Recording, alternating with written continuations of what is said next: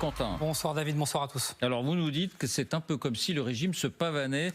Quelle est cette scène? Oui, ça s'est passé hier soir dans les rues de Téhéran lors d'une manifestation pro-régime.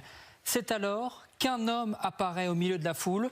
Le voici, Massoud Pezeshkian, le président iranien en personne. Stupeur, car cela faisait 2 semaines que le dirigeant n'avait pas été vu en public. La dernière fois, lors de cette fameuse manifestation du 13 mars, lorsqu'il avait paradé avec Ali Larijani, ce qui avait permis à Israël de le repérer et de le tuer 3 jours plus tard. Et voilà donc que Massoud Pezeshkian réapparaît hier soir, tout sourire, au milieu de ses gardes du corps. Il enchaîne les poignées de main et les selfies avec les manifestants. Mais la surprise est double lorsque les caméras aperçoivent quelques mètres plus loin Abbas Araghchi, le ministre des Affaires étrangères iranien. Lui aussi avait paradé il y a 2 semaines et lui aussi avait disparu depuis. En tenue décontractée, en sweatshirt noir et capuche sur la tête, il se permet même une interview au milieu de la foule. Écoutez. دیدن این مردم واقعا یک روحیه بسیار بزرگی رو به همه میده و من هم یه قطره‌ای از همین مردم واقعا قبطه میخوره آدم به این مردمی که انقدر با انگیزه با حرارت با روحیه بسیار بالا دارن اینطوری برای کشورشون فداکاری میکنن حفاظت میکنن پایداری میکنن انسجام اجتماعی رو حفظ میکنن.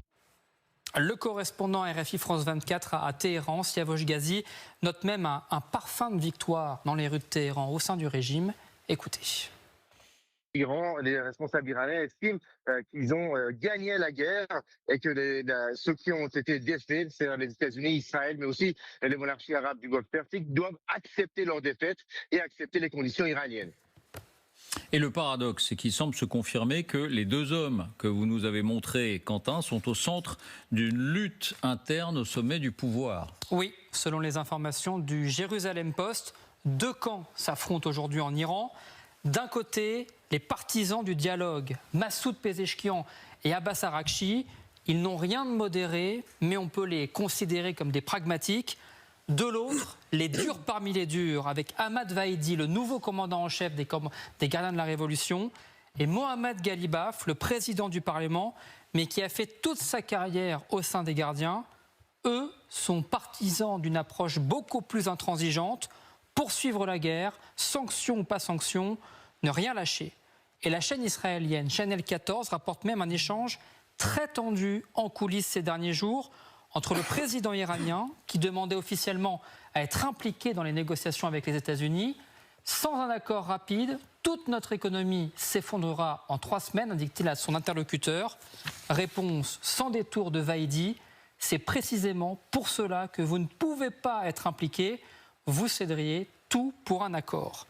De quoi déclencher la colère, voire le désarroi du président iranien. Je me sens retenu comme un otage, aurait-il déclaré. Je suis incapable de démissionner, je ne peux pas prendre mes propres décisions. Tout ce que je peux faire, c'est lire un texte qu'on me donne.